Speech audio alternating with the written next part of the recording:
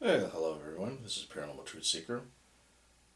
I'd ask you to like and subscribe, and if you have any comments on this video or anything that I've done or you'd like me to cover, please leave it in the comments. So, here's what we're going to talk about today.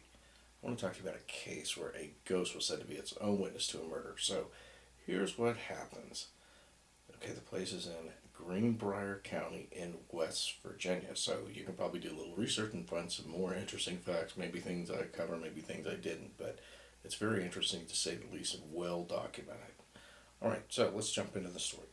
So in 1897, uh, in this county in Virginia, what happened is basically a neighborhood boy in Greenbrier County was sent to the home of Elva Zona Hester. Now, Elva's husband, Erasmus or Edward Shue, had sent the boy to see if the wife wanted him to pick up anything in the market before he came home, I guess to make dinner or whatever.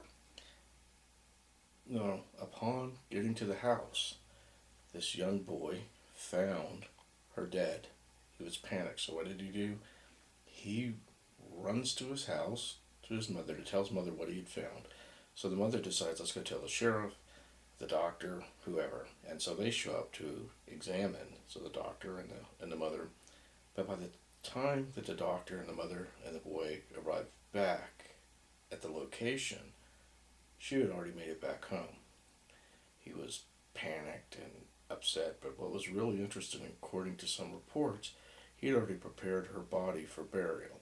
And one of the things that he did was he put a very high top type dress on her and also put a scarf around her neck, would hold her very close. When the doctor came to examine her, he examined the body for the most part, but she wouldn't let him near the head or neck.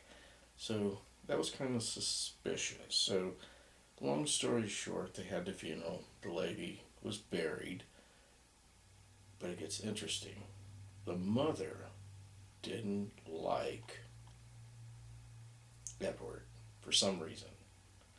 So she began to suspect maybe there was some foul play involved with the things that she saw. So she began to pray, and at one point,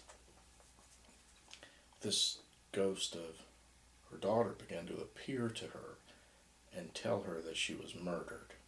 So she did this 4 times. The mother was very suspicious. So she goes to the sheriff and says, "Hey, I think Edward killed my daughter. Here's why." So the sheriff was convinced enough that he managed to have the body exhumed. And when they exhumed it, they could see the marks around the neck from the fingers, and they could tell that a couple of vertebrae had been broken and that her windpipe had been collapsed. So he was arrested and tried for murder. Well, he ended up going to prison for it. But it was interesting that when this evidence was presented to the jury, which the prosecution didn't really want to present, but when Edward took the stand, he just wasn't convincing enough, and the defense wanted to use this to blow away the witness, so to speak, make the witness look bad. But what happened was the jury was convinced more so.